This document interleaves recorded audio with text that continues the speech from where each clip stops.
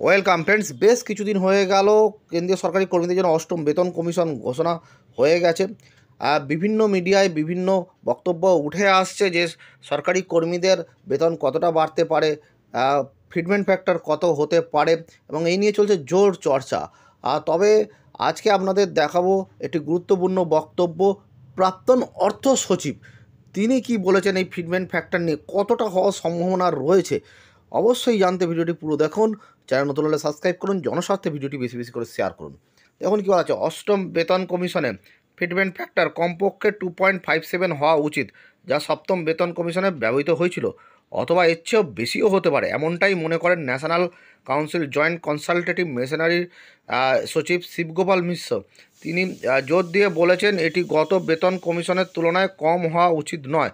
গত মাসে অষ্টম বেতন কমিশন ঘোষণার পর থেকে কেন্দ্রীয় সরকারি কর্মীদের বেতন বৃদ্ধি নিয়ে আলোচনা তীব্র হয়েছে। এনডিটিভি প্রফিটের সঙ্গে কথা বলতে গিয়ে মিশ্র বলেন, আমি এখনও বিশ্বাস করি যে ফিটমেন্ট ফ্যাক্টর কমপক্ষে 2.57 বা তার বেশি হওয়া উচিত। এই ফ্যাক্টরটি মূল বেতন এবং পেনশন সংশোধনে গুরুত্বপূর্ণ ভূমিকা পালন করে। ফিটমেন্ট ফ্যাক্টর নিয়ে মিশ্রের যুক্তি। উচ্চতর ফিটমেন্ট ফ্যাক্টরের দাবির পেছনে যুক্তি ব্যাখ্যা করতে গিয়ে মিশ্র বলেন, সপ্তম বেতন কমিশন 1957 সালের 15তম ভারতীয় শ্রম সম্মেলন রেজুলেশন এবং আয়করের ন্যূনতম জীবনযাত্রার মজুরি সূত্রের ভিত্তিতে 2.57 ফিটমেন্ট ফ্যাক্টর করেছিল। তবে তিনি জানান এই পদ্ধতিগুলো এখন পুরনো হয়ে গিয়েছে এবং আধুনিক জীবনযাত্রার ব্যয়, যেমন ইন্টারনেট, শিক্ষা, স্বাস্থ্যসেবা এবং অন্যান্য প্রয়োজনীয়তা এতে প্রতিফলিত হয় না।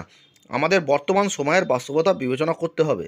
যদি অষ্টম বেতন কমিশন 2.57 ফিটমেন্ট ফ্যাক্টর গ্রহণ করে, তবে কেন্দ্রীয় সরকারি কর্মীদের বেতন 157% বৃদ্ধি হবে বলে প্রতিবেদনে জানা গেছে। 2016 সালে সপ্তম বেতন কমিশন 2.57 ফিটমেন্ট ফ্যাক্টর প্রস্তাব করেছিল, যার ফলে ন্যূনতম বেতন 7,000 টাকা থেকে বেড়ে 18,000 টাকা হয়েছিল। এই বৃদ্ধি কেন্দ্রীয় কর্মীদের জন্য উল্লেখযোগ্য স্বস্তি এনেছিল। তবে বর্তমান অর্থনৈতিক পরিস্থিতি এবং মূল্যস্ফীতি বিবেচনায় মিশ্র উচ্চতর ফিটমেন্ট ফ্যাক্টরের দাবি জানিয়েছেন।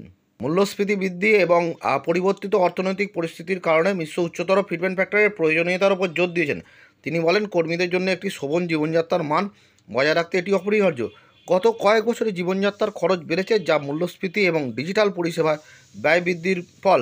এই পরিস্থিতিতে পুরনো ফিটমেন্ট ফ্যাক্টর আর পর্যাপ্ত নয় বলে তিনি মনে করেন। তবে প্রাক্তন অর্থ সচিব সুভাষ গর্গ সম্প্রতি এক সাক্ষাৎকারে এই দাবিকে অবাস্তব বলে উড়িয়ে দিয়েছেন। তিনি বলেন, 2.86 ফিটমেন্ট ফ্যাক্টর মানে চাঁদের দাবি করা। এটি সম্ভবত 1.92 এর কাছাকাছি হবে। গর্গের মতে, সরকারের আর্থিক সক্ষমতা এবং বাস্তবতা বিবেচনায় এই ধরনের ফিটমেন্ট ফ্যাক্টর সম্ভব নয়। তার এই মন্তব্য মিশ্রের দাবির সঙ্গে একটি বিপরীত দৃষ্টিভঙ্গি তুলে ধরছে।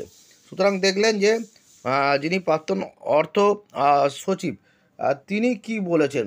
তিনি যেটা বলছেন যে যে ফিটমেন্ট ফ্যাক্টরটা হওয়া সম্ভব, সেটি সম্ভবত 1.92 অর্থাৎ 1.92-এর কাছাকাছি হবে।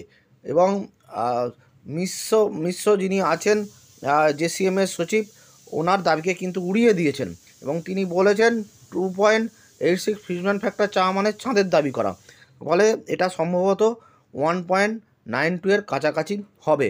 প্রাক্তন অর্থ সচিব সুভাষ গর্গ কিন্তু এই কথা বলছেন। তবে এবার দেখা যাক যে কতটা ফিটমেন্ট ফ্যাক্টর হয় আগামী দিনে এই অষ্টম বেতন কমিশনে। ধন্যবাদ।